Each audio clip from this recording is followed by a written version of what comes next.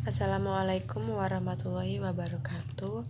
Sebelumnya perkenalkan, nama saya Nanda Novita Ramadanti. Di sini saya akan menjelaskan materi tentang sholat berjamaah.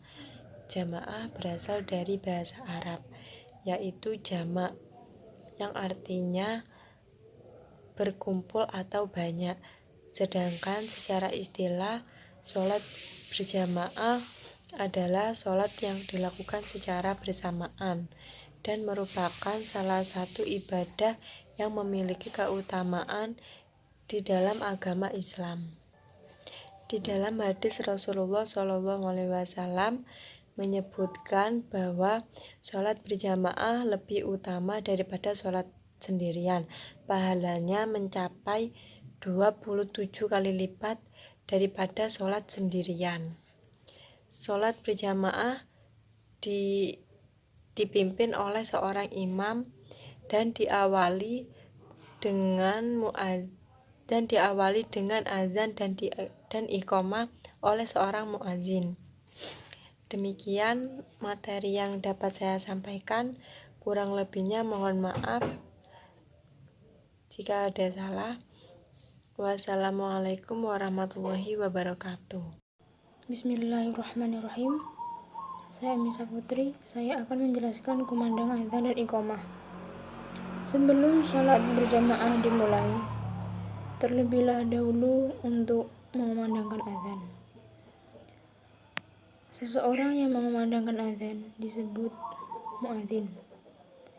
Beberapa saat setelah azan dikumandangkan, seorang muadzin kemudian mengumandangkan iqamah.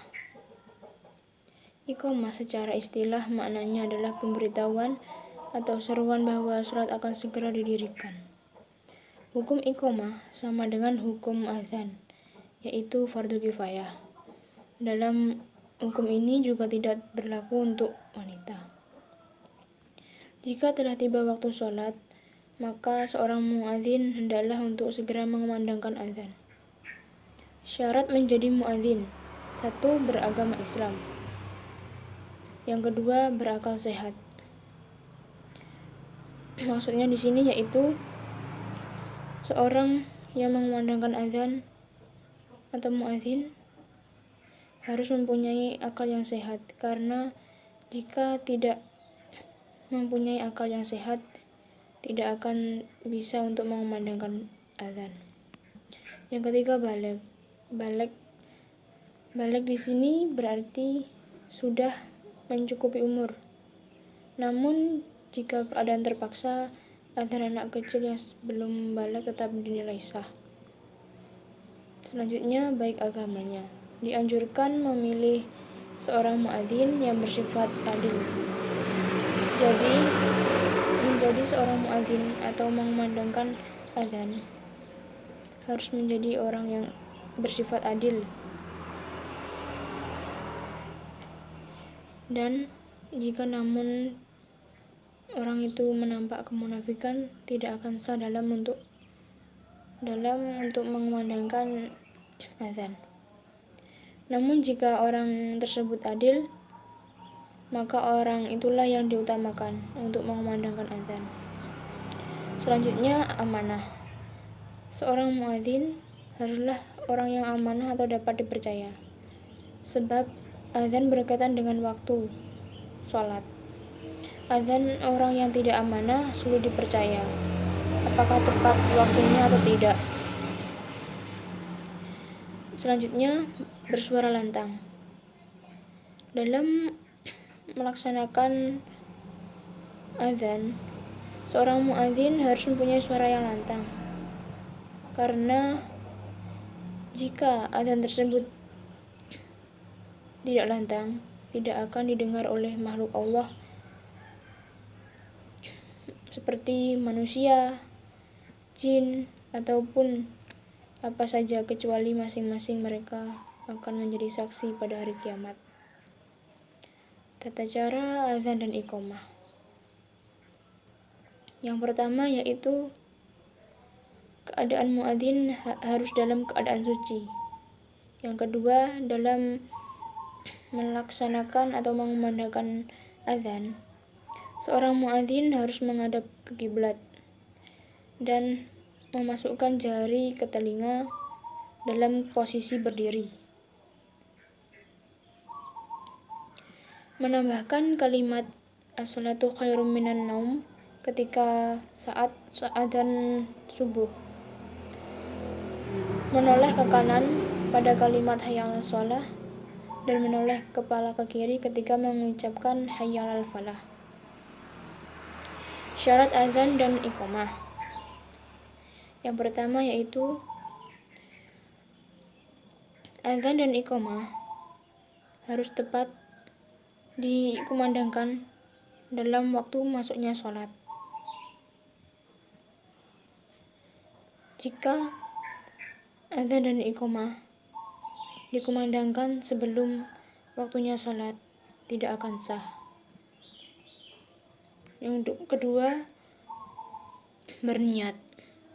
Hendaknya orang yang melakukan adzan dan iqamah harus berniat dalam hati bahwa melakukan adzan dan iqamah ikhlas untuk Allah semata. Selanjutnya, adzan dikumandangkan dengan bahasa Arab.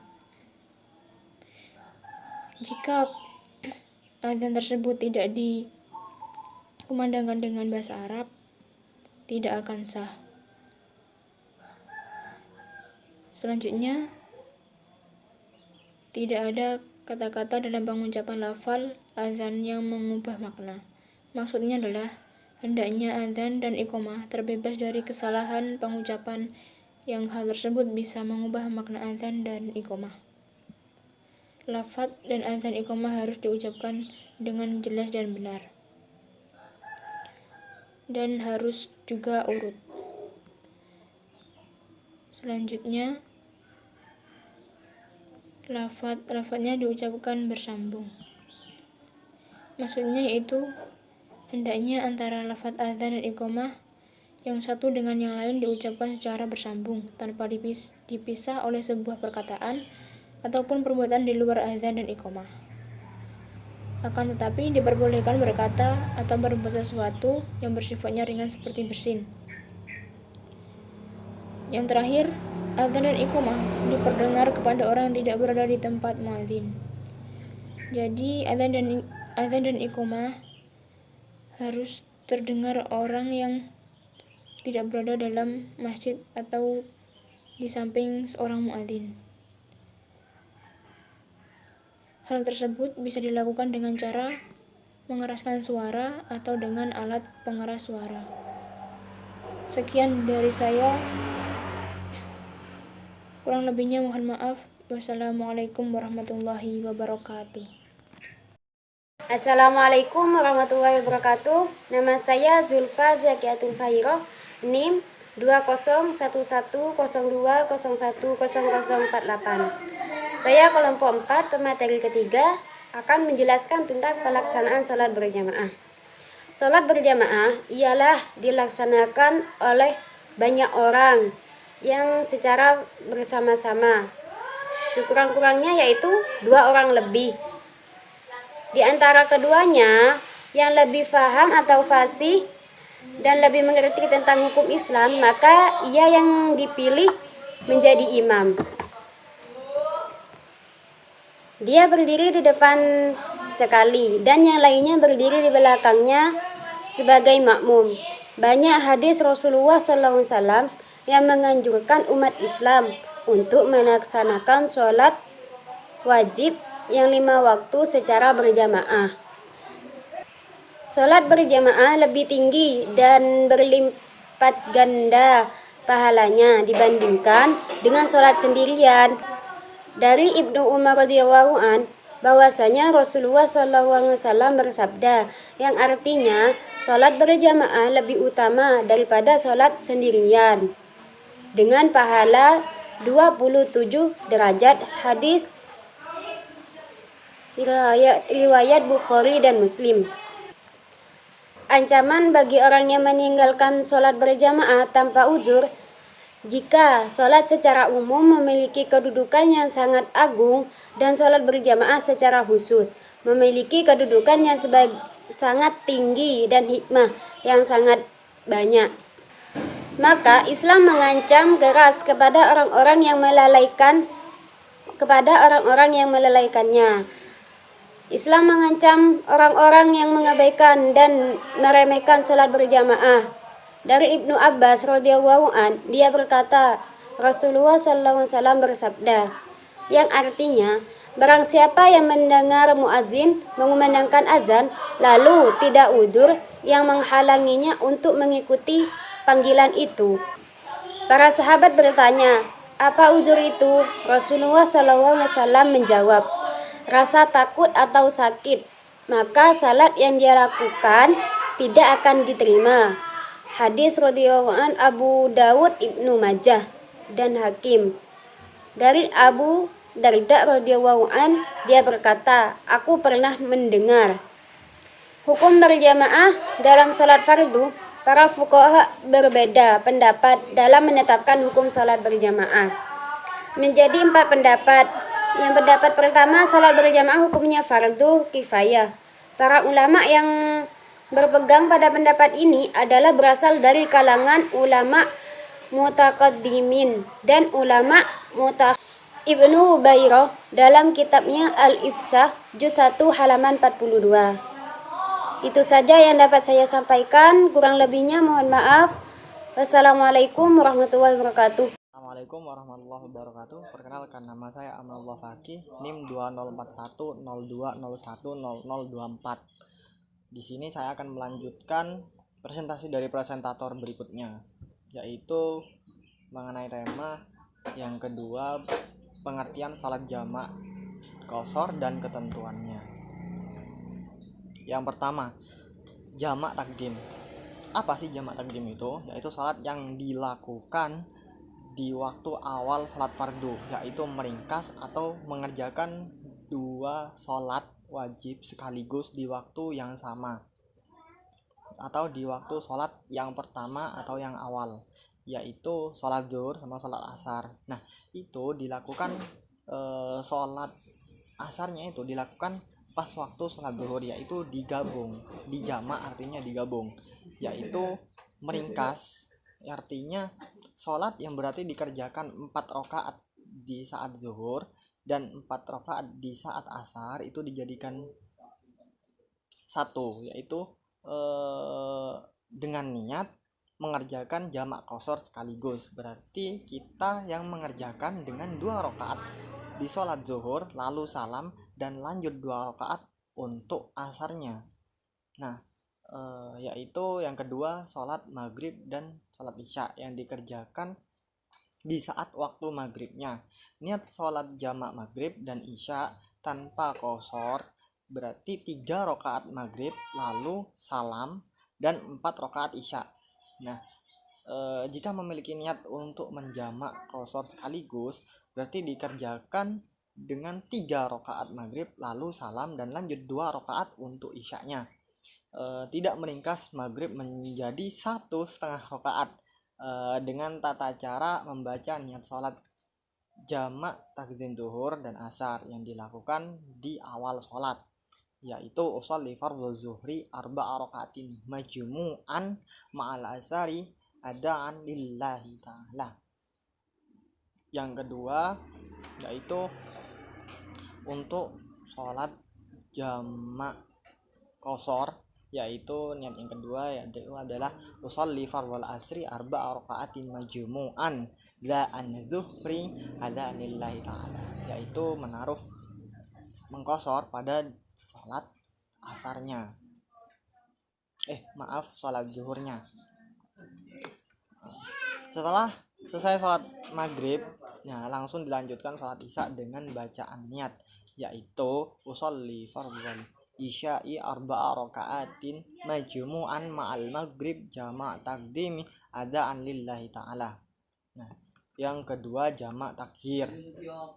Hampir sama-sama kayak sebelumnya, yaitu letak perbedaannya ada di niat dan waktunya, waktu pengerjaannya, yaitu jamak takhir dilakukan di saat waktu sholat yang terakhir seperti salat zuhur dan asar yang dikerjakan itu pada waktu asarnya gitu loh.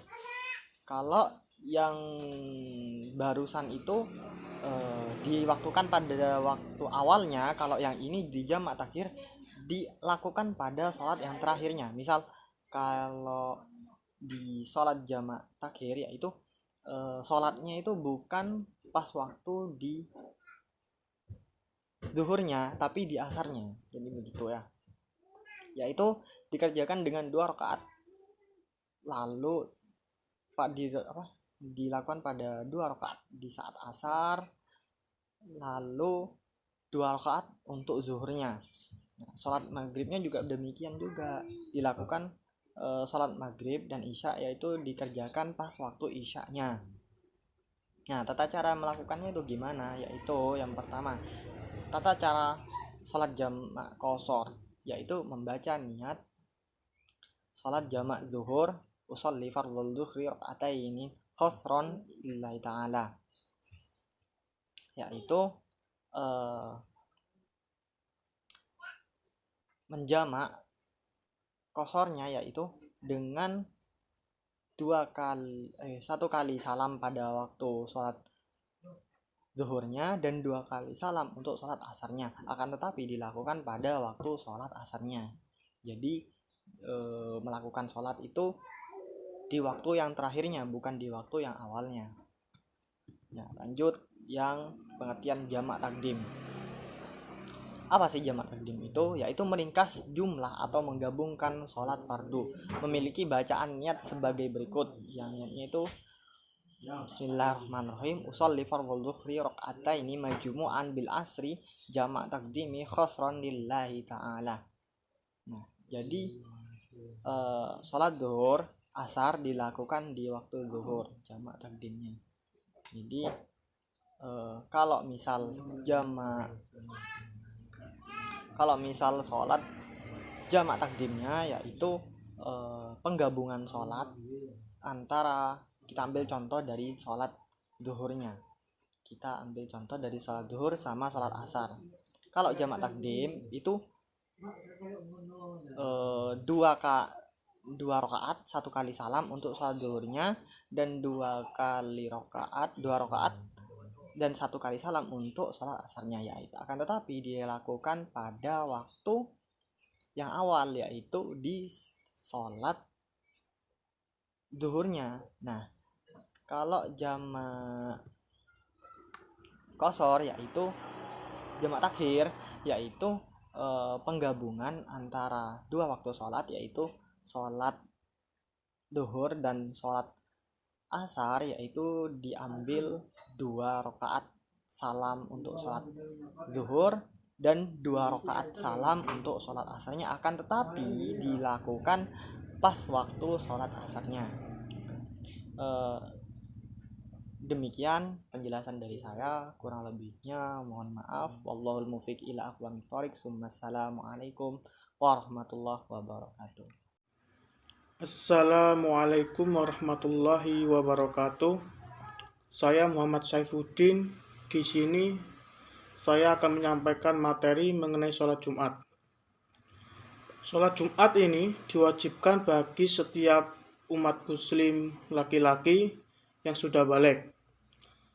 Selama masih mampu dan bukan musafir, maka dia wajib menuju ke masjid dan mengikuti rangkaian-rangkaian sholat Jumat, yaitu seperti wajib mendengarkan khutbah dan juga mengikuti sholat. Khutbah di sini tujuannya untuk memotivasi bagi yang hadir agar terus semangat dalam ibadah dan selalu mengingat Allah. Adapun juga sholat Jumat ini hampir semua disepakati oleh jumhur ulama bahwa hukumnya wajib bagi laki-laki yang sudah balik, kecuali mereka mempunyai uzur syar'i seperti belum balik, musafir, sakit, atau gila. Mungkin ini merupakan uzur syar'inya.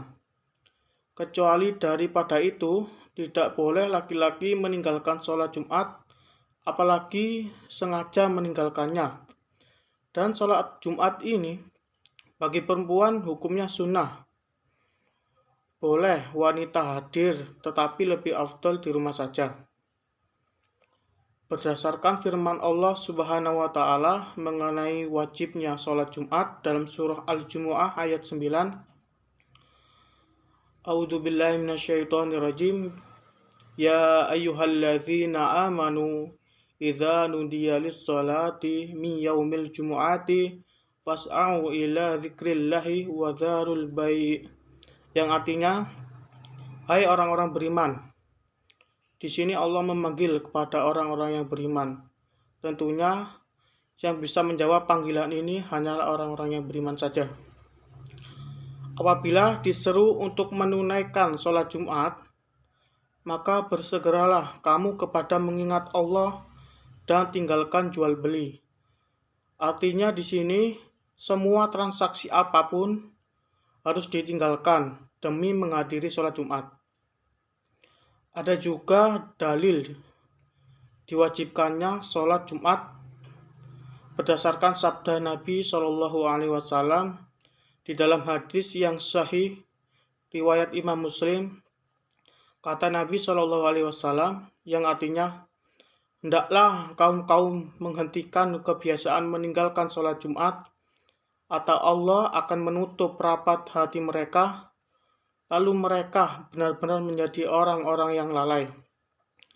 Artinya, ancaman dari Nabi SAW kalau orang sengaja meninggalkan sholat Jumat tanpa uzur, maka hatinya akan tertutup, tidak akan mendapatkan hidayah, dan dalam riwayat lain dikatakan 3 kali Jumat. Ini menandakan betul-betul ancaman. Tentunya kita bisa tahu dan membedakan kalau itu masuk dosa besar atau tidak karena adanya ancaman dalam hadis ini. Juga ada dalil yang lainnya berdasarkan sabda Nabi Shallallahu Alaihi Wasallam dalam hadis riwayat Abu Daud nomor 1067 yang artinya, sholat Jumat adalah hak yang wajib atas setiap muslim yang dilakukan secara berjamaah, kecuali 4 orang yang tidak diwajibkan. Maksudnya jadi sunnah hukum mereka, yaitu hamba sahaya, wanita, anak kecil atau yang belum balik, orang sakit. Adapun dalam riwayat lain oleh Imam Ahmad ditambah musafir. Adapun ada kabar gembira bagi kita yang mengerjakan sholat Jumat dari Nabi Shallallahu Alaihi Wasallam dalam sabda beliau di dalam hadis riwayat Imam Muslim yang artinya, barang siapa yang mandi lalu berangkat Jumat kemudian mendirikan sholat semampunya, selanjutnya diam mendengarkan khutbah hingga selesai, kemudian sholat bersama imam, niscaya akan diampuni dosa-dosanya antara Jumat itu hingga Jumat berikutnya dan ditambah 3 hari lagi. Ada juga sunah-sunah yang perlu kita amalkan, yang kebanyakan orang selalu meremehkan sunah-sunah atau memandang sebelah mata, yaitu sunah-sunah sebelum sholat Jumat seperti mandi yang bersih, memotong kuku dan mencukur kumis, memakai pakaian yang rapi dan bersih. Di sini diutamakan yang berwarna putih, memakai wangi-wangian, laksanakan sholat sunnah tahiyatul masjid, yaitu 2 rakaat, beritikaf sambil membaca Al-Quran atau zikir dan sholawat. Adapun tata cara sholat Jumat sama seperti sholat pada umumnya. Dalam sholat Jumat dilakukan hanya 2 rakaat. Tuntunannya seperti 1. Membaca niat sholat Jumat, 2. Takbiratul ihram, 3. Membaca doa iftitah, 4. Membaca surah Al-Fatihah, 5. Membaca surah pendek. 6. Rukuk dengan tumak nina. 7. Iktidal dengan tumak nina. 8. Sujud dengan tumak nina. 9. Duduk di antara dua sujud dengan tumak nina. 10. Sujud kedua dengan tumak nina. 11.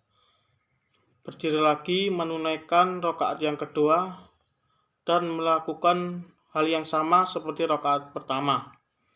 Terus setelah itu sujud kedua di rakaat kedua dilanjutkan dengan duduk tasyahud akhir dan diakhiri salam dengan menoleh ke kanan terlebih dahulu terus menoleh ke kiri. Mungkin itu yang bisa saya sampaikan. Mungkin kita bisa menambah wawasan kita mengenai materi ini dalam sesi tanya jawab. Kurang lebihnya mohon maaf. Wassalamualaikum warahmatullahi wabarakatuh.